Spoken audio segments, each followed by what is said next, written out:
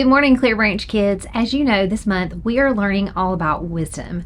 So what exactly is wisdom? Well, it's more than being smart or more than knowing just a lot of really cool things. See, wisdom goes beyond that. Wisdom is learning what you should be doing and then actually doing it. And that's a little harder than it sounds. So we learned last week a story about Jesus when he was not that much older than you guys, a time that he was left behind in the big city of Jerusalem for several days. And he was a kid, a little boy. He could have found all kinds of trouble to have gotten into. But instead, when his parents returned and found him, he was in the courtyard of the temple, and he had spent all of that time with the teachers and with the religious leaders learning more about what he needed to know, because he knew who he was and he knew what he had come to do. And the Bible told us that even just over those few days, Jesus had already grown in wisdom. And so we learn from that story that wisdom is something that's worth going after, something that's worth searching for.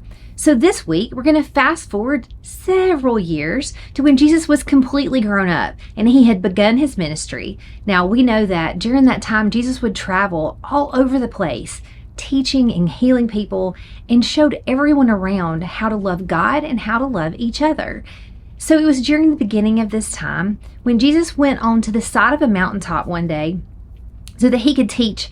And he said something very interesting that day as he was talking. He said, you need to not judge each other. Okay? Because when you judge other people, you're going to be judged. And then he went on to say that people tend to focus on the bad things that other people have done, and yet they never want to stop and look at the things that they had done.